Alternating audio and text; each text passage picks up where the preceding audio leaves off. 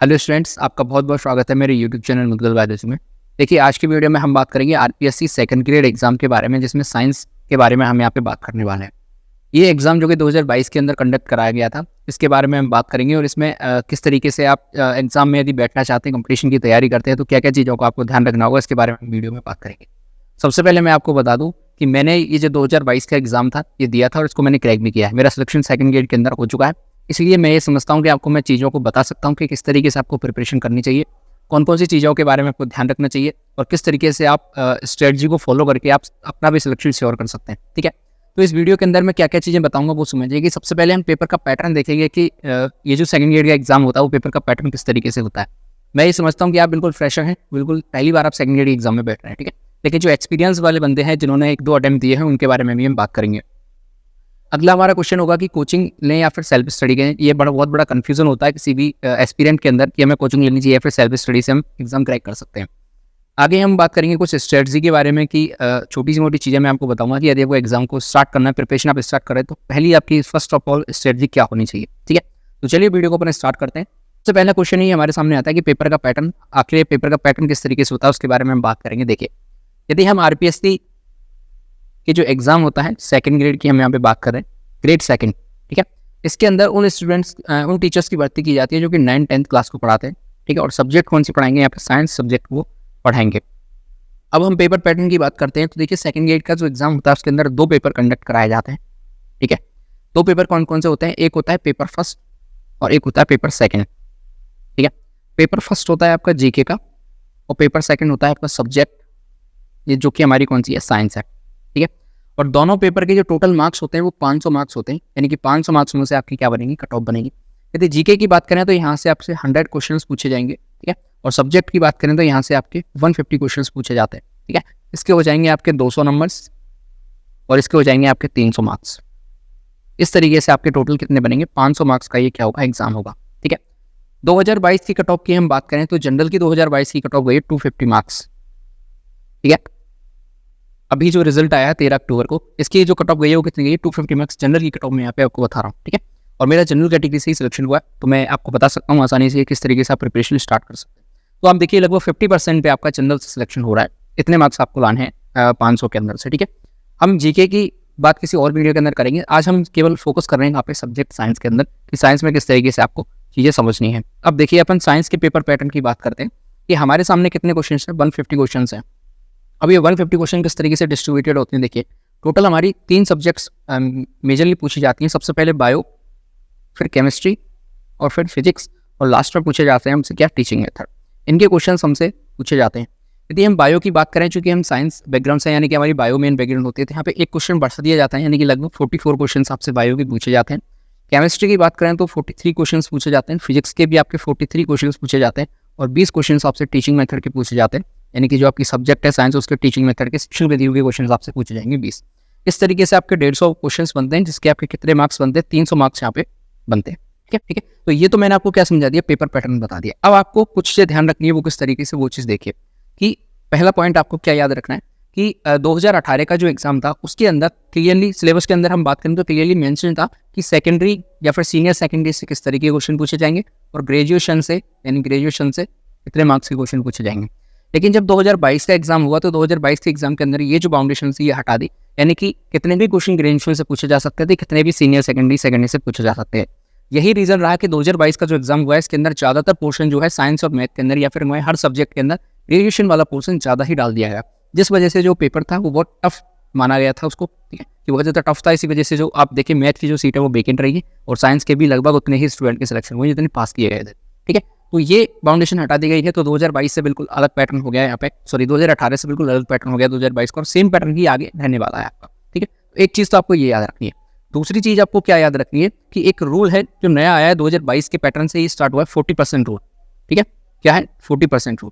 40% rule का मतलब क्या होता है, आपको मिनिमम 40% क्वालिफिकेशन लाना जरूरी है, यानी कि आपको मिनिमम 40% मार्क्स आपके आने चाहिए। ठीक है, तभी आपको क्वालिफाई माना जाएगा। ये जो मार्क्स है ये जनरल कैटेगरी के लिए, ओबीसी के लिए और एमबीसी के लिए, ठीक है, और ईडब्ल्यूएस के लिए ये मार्क्स हैं। वही हम 35% मार्क्स है, यानी कि 5% का रिलैक्सेशन दिया गया है, और ये किसके लिए है, ये SC ST वालों के लिए। ठीक है, जो रिजर्व कैटेगरी है उनके लिए 5% का रिलैक्सेशन दिया गया है। तो 40% और 35% मार्क्स की यहाँ पे एक रूल रखा गया है। इस रूल का मतलब मैं आपको बता देता हूँ, यानी कि आपका यदि फर्स्ट पेपर है जीके, वहाँ पे आपको लगभग 40 क्वेश्चन मिनिमम आपको सही करने होंगे, और रिजर्व कैटेगरी वालों को 35 क्वेश्चन वहाँ पे आपको मिनिमम सही करने होंगे, तभी आपका जो पेपर है वो क्या माना जाएगा, क्वालिफाई माना जाएगा। यदि हम साइंस की बात करें पेपर सेकंड की, तो यहाँ पे आपके यदि हम जैसे 150 क्वेश्चन आते हैं 150, तो उसका यदि हम 40% निकालें तो लगभग 60 क्वेश्चन आपके सही होने चाहिए 4 से 40% के हिसाब से, यानी कि 120 मार्क्स आपके मिनिमम आने चाहिए, तब आपका पेपर जो है क्वालिफाई माना जाएगा। इसी तरीके से यदि हम रिजर्व कैटेगरी वालों की बात करें तो यहाँ पे आपको 53 क्वेश्चन होने चाहिए, इसके आपके 105 मार्क्स के राउंड बन जाएंगे आपके 105 मार्क्स बन जाएंगे, 106 मार्क्स बन जाएंगे आपको, तो आपका ये पेपर जो है क्वालिफाई माना जाएगा। ठीक है, यही रीज़न था जब 2022 का पेपर आया तो बहुत सारे बच्चों के मार्क्स बहुत ज़्यादा थे, लेकिन उनके जीके के साइंस के अंदर 120 मार्क्स नहीं बन रहे थे, या फिर 35% मार्क्स से नहीं बन रहे थे, इससे उनका पेपर क्वालिफाई नहीं हुआ और वो रेस से बाहर हो गए। ठीक है, अब यदि हम इस रूल के कंक्लूजन की बात करें तो इसका कंक्लूजन क्या होगा वो चीज़ समझिए। जैसे कि आपके general OBC MBC EWS category है, इनको 40% मार्क्स लाने हैं मिनिमम क्वालिफिकेशन, तो उनको 200 मार्क्स ओवरऑल लाने होंगे, तब इनका पेपर जो है क्वालिफाई माना जाएगा। और इसके अंदर अलग अलग है, कॉमनली आप 200 नहीं समझे, 120 अलग है और 80 नंबर अलग है। ठीक है, इसी तरीके से यदि SC ST यानी रिजर्व कैटेगरी की बात करें तो वहाँ पे इनके 175 मार्क्स हो गए। ठीक है, ये मिनिमम क्वालिफिकेशन है, यानी इतने तो आपके आने ही चाहिए। ठीक है, तो ये पेपर पैटर्न के बारे में मैंने आपको बता दिया कि पेपर का पैटर्न क्या रहता है, किस तरीके से आपको चीज़ों को ध्यान रखना है, ये चीज़ आपके दिमाग में सबसे पहले होनी चाहिए। ठीक है, अब देखिए अगला क्वेश्चन हमारे सामने आता है कि सर हमें कोचिंग करनी चाहिए या फिर अपन सेल्फ स्टडी से जो सिलेक्शन है वो ले सकते हैं। अब देखिए जब भी इस क्वेश्चन के जवाब की हम बात करते हैं तो हमारे सामने दो तरह के स्टूडेंट्स आते हैं, वो कौन कौन से हैं। देखिए स्टूडेंट्स को यदि हमें यहाँ पे सबसे पहले दो क्लासेस के अंदर क्लासीफाई करना होगा। ठीक है, देखिए एक स्टूडेंट ऐसे हैं जो कि बिल्कुल फ्रेशर हैं, ठीक है, जो कैसे हैं बिल्कुल फ्रेशर हैं, और एक ऐसे स्टूडेंट हैं जो कि एक्सपीरियंस बंदे हैं। ठीक है, फ्रेशर के अंदर यदि हम स्टूडेंट को कंसिडर करें तो उसको आप ऐसे समझिए जो कि अभी बीएड करके आए हैं, जस्ट उनकी बीएड कंप्लीट हुई है, उन्होंने कोई भी कंपटीशन अभी नहीं दिया ग्रेजुएशन के अंदर, यानी कोई भी कंपटीशन उन्होंने नहीं दिया, सबसे पहले ही वो सेकंड ग्रेड एग्जाम को यहाँ पे देंगे। तो इनके अंदर क्या प्रॉब्लम हो सकती है कि इन्होंने कभी कंपटीशन नहीं दिया, तो इनके लिए जीके बिल्कुल क्या है, जीरो है, यानी इनका जीके को कभी हाथ नहीं लगाया। ठीक है, ये आ जाते हैं। तो इनकी हम बात करें तो इनके लिए मेरी सलाह ये होगी कि इनको कोचिंग ले लेनी चाहिए। ठीक है, कोचिंग आपको ले लेनी चाहिए। वही हम यदि एक्सपीरियंस बंदे की बात करें कि जिन्होंने कोई अटेम्प्ट दिया था पहले, 2022 वाला अटेम्प्ट दिया हुआ है ये जो हुआ था, या फिर 2018 वाला अटेम्प्ट वो देके बैठे हैं, या फिर हम बात करें कोई अदर कंपटीशन उन्होंने दिया है। ठीक है, तो उन्हें जीके के बारे में भी थोड़ी सी नॉलेज है और पेपर को किस तरीके से हैंडल करते हैं उसके बारे में भी उन्हें पता है। तो इनके लिए मैं कहूँगा कि उन्हें सेल्फ स्टडी पे फोकस करना चाहिए। सेल्फ स्टडी से आप आसानी से चीज़ों को कर सकते हैं, मैनेज कर सकते हैं, बहुत अच्छे से आप तैयारी कर सकते हैं सेल्फ स्टडी के लिए। अब मैं कोचिंग की यहाँ पे सलाह क्यों दे रहा हूँ वो चीज़ समझिए आप, क्योंकि जो फ्रेशर स्टूडेंट है उसे ये नहीं पता कंपटीशन किस तरीके से क्रैक किया जाता है, किस तरीके से कंपटीशन में बैठा जाता है, कौन कौन सी चीज़ों को ध्यान रखना चाहिए। ठीक है, लेकिन जो सेल्फ स्टडी वाले हैं यानी जो एक्सपीरियंस बंदे हैं, उन्होंने कंपटीशन को फाइट किया, उन्हें पता है कि क्या क्या मैंने गलती करी थी, इनको बस सिर्फ उन गलती को सुधारना है। ठीक है, अब कोचिंग की हम बात करते हैं तो कोचिंग भी दो तरह की है फिलहाल, एक होती है ऑनलाइन कोचिंग और एक होती है ऑफलाइन कोचिंग। इसके बारे में मैं अपनी जो राय है वो आपको बता देता हूँ। देखिए हर कोचिंग के कुछ फ़ायदे हैं, कुछ नुकसान हैं। ऑफलाइन कोचिंग का ये फ़ायदा है कि आप टीचर से 1 to 1 कनेक्ट हो सकते हैं, कोई आपको डाउट है तो वहाँ पे आप पूछ सकते हैं। ऑनलाइन में ये थोड़ा सा ड्रॉबैक रहता है, वहाँ पे कमेंट छोड़ देंगे मान के चलिए, लेकिन टीचर का जब ध्यान जाएगा तब वो उसका जवाब देना चाहेगा और उसकी मर्जी है वो दे ना दे। ठीक है, ये थोड़ा सा डिसएडवांटेज मुझे लगता है ऑनलाइन कोचिंग का। बाकी ऑनलाइन ऑफलाइन दोनों सेम है, आप अपने कन्वीनियंस के हिसाब से जो आपको ठीक लगे वो आप कोचिंग ले सकते हैं, लेकिन यदि आप फ्रेशर हैं तो आपको कोचिंग लेनी चाहिए। ठीक है, और जो एक्सपीरियंस वाले बंदे हैं वो सेल्फ स्टडी कर सकते हैं, आराम से उनको तैयारी हो जाए। ठीक है, तो ये मेरी तरफ से आपके लिए सलाह है, आपको मानना है, देखिए किस तरीके से आप कर सकते हैं। ठीक है, तो आगे बढ़ते हैं। देखिए अगला हम बात करते हैं स्ट्रेटजी की। अब हमारे लिए मेन चीज़ आ जाती है कि यदि हम सेकंड ग्रेड की तैयारी हमने स्टार्ट कर दी है तो हम स्ट्रेटजी किस तरीके से फॉलो करेंगे। जी की मैं यहाँ पे बात करूँ, बहुत इंपॉर्टेंट बात मैं आपके लिए बताऊंगा। ठीक है, उस चीज़ को ध्यान से समझिएगा कि जब भी आप कोई पेपर की कंपटीशन की तैयारी स्टार्ट करते हैं तो उसका सबसे पहले आपके माइंड में क्लियर होना जरूरी है कि मैं किस कंपटीशन की तैयारी कर रहा हूँ। आज की जो भेड़ चाल चल रही है उस भेड़ चाल के अंदर क्या है कि किसी से आप पूछेगा कि आप क्या कर रहे हैं, कंपटीशन की तैयारी कर रहे हैं। ठीक है, उनको ही माइंड में क्लियर नहीं है कि मैं बेसिकली तैयारी कर किस चीज़ की रहा हूँ, किस कंपटीशन की मैं तैयारी कर रहा हूँ। सेम यही हुआ था जब 2022 के अंदर ये जो विज्ञप्ति भर्ती आई थी, उसके अंदर क्या हुआ था, फर्स्ट ग्रेड आई थी, सेकंड ग्रेड आई थी और रीट आई थी, यानी कि थर्ड ग्रेड की भर्ती आई थी और तीनों एक साथ आई थी ये सारी। ठीक है, अब इसके अंदर क्या हुआ कि सबसे पहले जो पोस्ट ग्रेजुएशन वाले थे उन्होंने अपना टारगेट बना लिया कि मुझे फर्स्ट ग्रेड देनी है। ठीक है, सेकंड ग्रेड के अंदर बच्चे आए, उन्होंने सेकंड ग्रेड अपना टारगेट बना के आए, वो घर से कि हमें सेकंड ग्रेड की तैयारी करनी है। अब होता क्या है, फरवरी के अंदर जो रीट परीक्षा है वो रद्द हो जाती है और रीट दोबारा से कराई जाती है, यानी थर्ड ग्रेड की परीक्षा दोबारा से कराई जाती है पात्रता होने के बाद। और यहाँ पे क्या किया गया कि पदों के अंदर क्या कर दी गई, बढ़ोतरी कर दी गई। अब जैसे ही पदों के अंदर बढ़ोतरी हुई तो सबके मन में लालच आ गया। ये एक ह्यूमन टेंडेंसी होती है, मैं किसी पे आरोप नहीं लगा रहा हूँ, बेसिक बात बता रहा हूँ। जैसे ही पदों की संख्या बढ़ी, पदों की संख्या इंक्रीज हुई तो सबके मन के अंदर क्या आ गया, लालच आ गया कि हमें रीट की तैयारी करनी चाहिए। जितने भी सेकंड गेट वाले बंदे थे वो सब छोड़ के रीट की तरफ भागे, जितने भी फर्स्ट गेट वाले बंदे थे वो सब छोड़ के किधर भागे, रीट की तरफ भागे। अब बच्चों के साथ क्या कमी, स्टूडेंट्स के साथ क्या प्रॉब्लम हुई कि उन्होंने रीट को उठा लिया, ठीक है, लेकिन मन से जो लालच था वो सेकंड गेट का भी नहीं जा रहा था, वो मन से लालच फर्स्ट गेट का भी नहीं जा रहा था। यानी कि वो क्या कर रहे थे, कॉमन तैयारी कर रहे थे, ठीक है। वो थोड़ा सा रीड पढ़ लेते, फिर थोड़ा सा सेकंड गेट पढ़ लेते, पढ़ वो सेकंड गेट रहे लेकिन दिमाग में उनके में रीड चल रही। तो ये चीज़ आपको सबसे पहले बहुत ध्यान रखनी है। मैं बहुत काम की बात आपको बताने वाला हूँ कि यदि आप किसी भी कंपटीशन की तैयारी कर रहे हैं तो सबसे पहले आपके माइंड के अंदर वो चीज़ क्लियर होनी चाहिए कि आप तैयारी कर किस चीज़ की रहे हैं।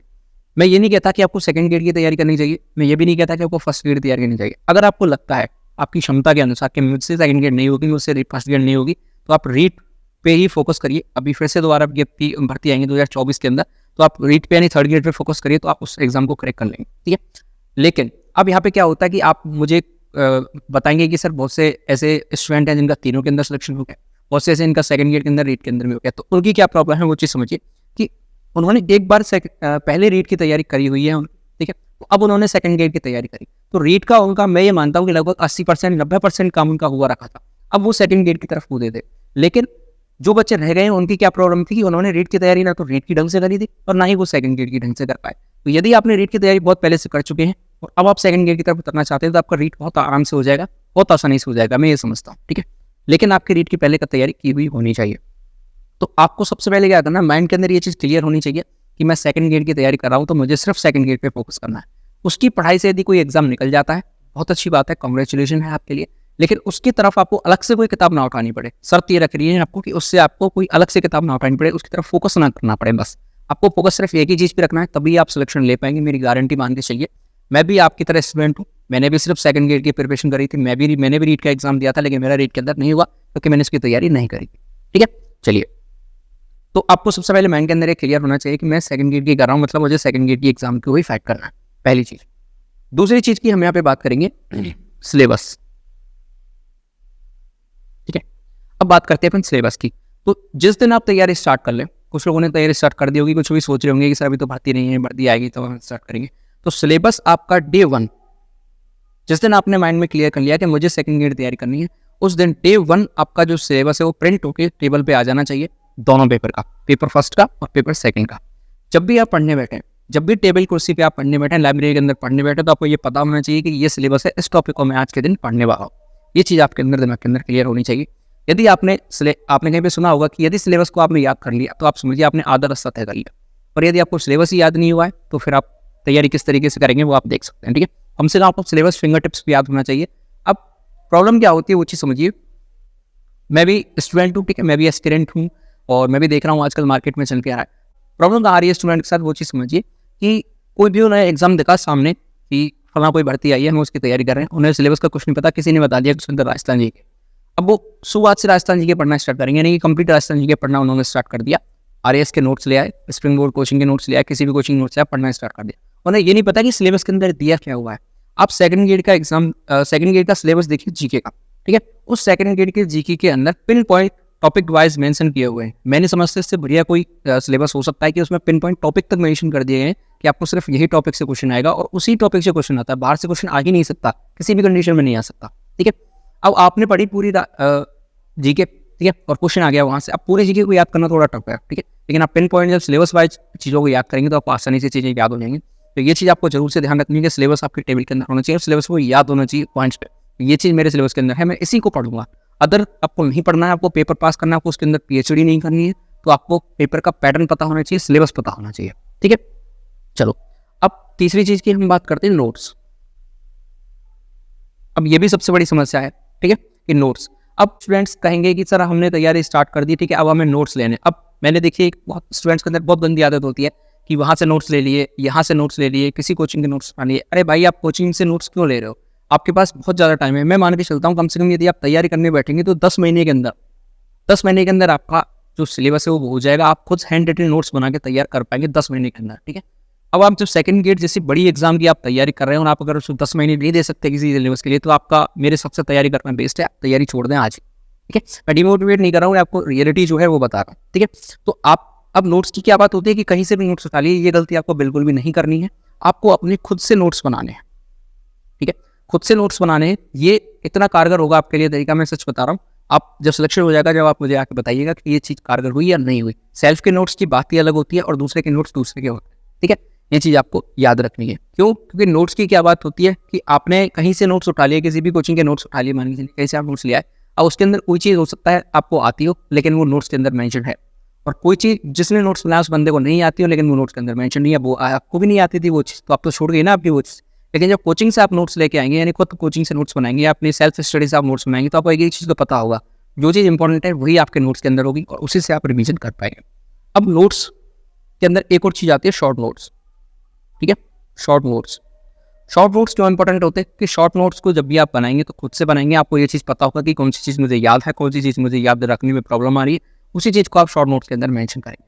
एक वीडियो में अलग से लेके आऊँगा शॉर्ट नोट्स की क्या अहमियत होती है, क्या इंपॉर्टेंस होता है, किस तरीके से आप शॉर्ट नोट बना सकते हैं। मेरे पास सारे शॉर्ट नोट्स बने हुए हैं, मैंने खुद ने शॉर्ट नोट्स बनाए थे, ठीक है। उनको मैं एक एग्जाम्पल आपके सामने पेश करूँगा कि किस तरीके से आपको शॉर्ट नोट्स बनाने चाहिए और क्या चीज़ें शॉर्ट नोट्स की होती है, उसमें आपको बताऊँगा कहाँ से क्वेश्चन उठाता है डायरेक्ट पिन पॉइंट, ठीक है। तो शॉर्ट नोट्स भी आपको बनाने हैं और लॉन्ग नोट्स भी आपको बनाने हैं, जैसे कोचिंग वाले बन पाए, ठीक है।